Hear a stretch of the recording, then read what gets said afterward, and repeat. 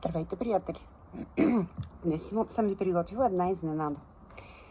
Реших да ви разходя с мен по един малко по-необичаен начин и да проверя дали това ще ви хареса. Както виждате, поканени сте на гости. И сега ще ви разходя в Грузия.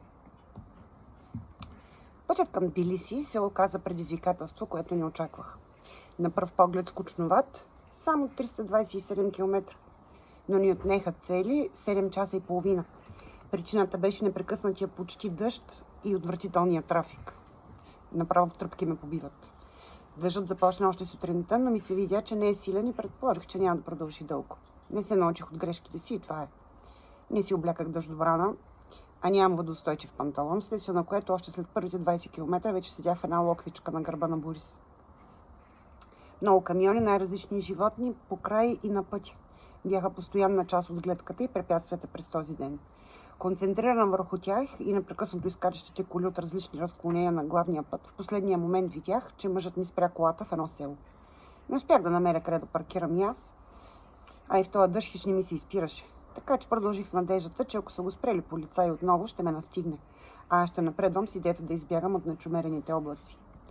Покарах си така някъде около 30-40 минути, като през цялото време, преминавайки през различни малки и изглеждащи селца, търсех място за спиране. Най-сетне намерих нормална бензиностанция, която ще рече асфалтирана и с навес върху колонките. Повечето, които видях по пътя след Поти, чак до Кутаиси, се състояха от колонка сред чакъл, без никаква сушина, където можеше мокър кокошка като мен да се скрие. Тък му паркирах седето да заредя гориво и зад мен веднага спря друг моторист. Разбира се, веднага се запознахме и се заприказвахме.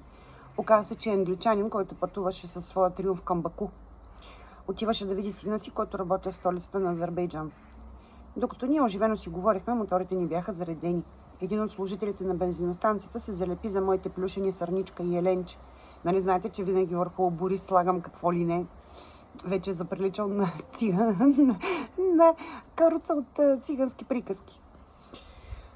Започна да ми се моли да му дам едната животинка. Разказах му, че сърничката си я нося чак от Финландия, а еленчето ми е спомен от второто ми рали на Уима в Финландия. Така че няма начин да му дам който и да е от тези сувенири. Така де сърничката беше френска. Тъй като водихме разговора на руски, чето не можа да се сдържи, ме попита откъде знам така добре езика. Което изобщо не е вярно. Нали, говоря руски, колкото да си изям боя. През смях му обясних, че съм от България и съм достатъчно възрастна, за да съм учила задължително езика в училище по време на комунизма. Подарих на него и на колегата му по един стикер Холи Мото и по един ключодържател, който пък беше подарък за мен от моята приятелка Пепа Иванова. Направила ги специално за моята околосветска обиколка.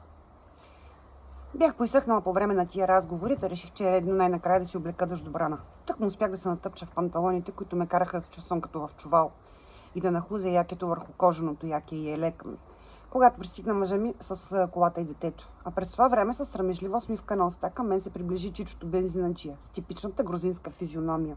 Дълъг нос, големи уши и ми поднесе една роза с дълга дръжка. Каза, че много ми благодарят с неговия колега за подаръците и ми пожелават успех в моето начинание и не могат да оставят такава красива дама без цвете. Благодарих, здрависахме се и после отърчах да оставя цветето в колата, за да има поне минимален шанс да оцелее до вечерта. И така, харесва ли ви литературното четене? Ако е така, можете да отбележите с палче на поста. А ако все още не сте прочели и не сте се задобили с моята книга, крайно време е да го направите. Пишете ми, а все още можете да намерите и на щандовете в книжарниците на Хиликон. Желая ви прекрасен ден!